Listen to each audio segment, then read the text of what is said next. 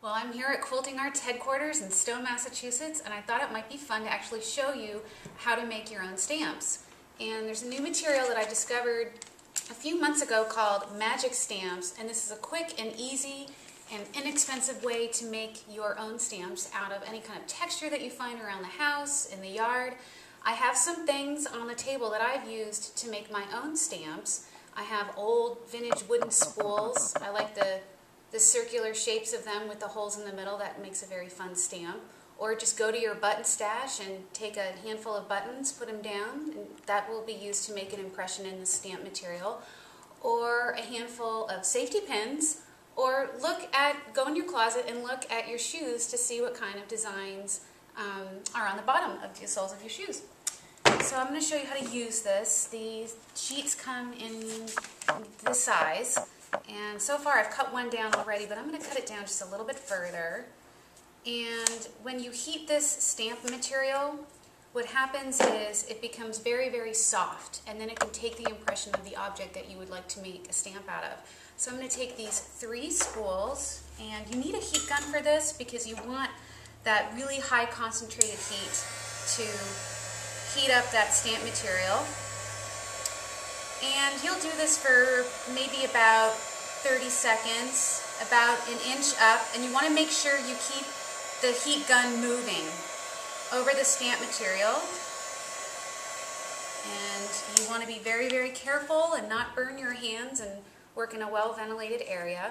I'm going to press down firmly, and then I will lift it off, and there I have three little circles that I can use for a stamp.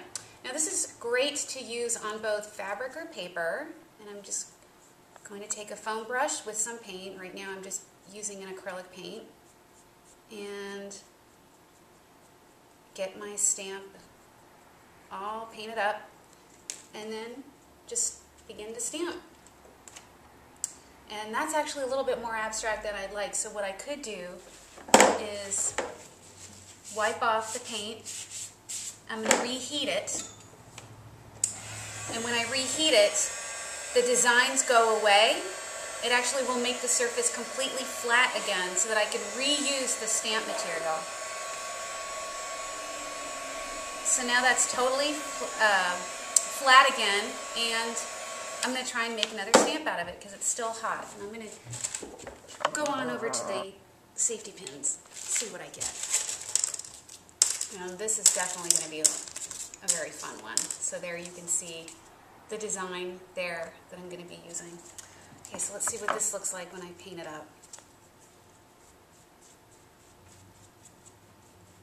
This would be really fun to do a series of these on a piece of fabric to essentially make your own fabric.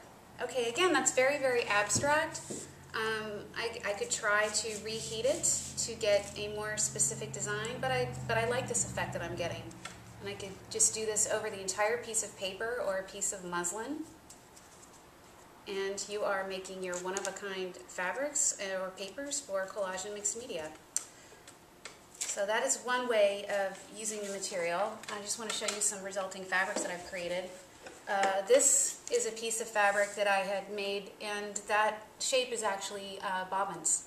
I had put them down just like I had with the wooden spools, and I heated up the Magic Stamp material and pressed it, and then just made a fabric out of them. So I hope this was fun, and hope you go play.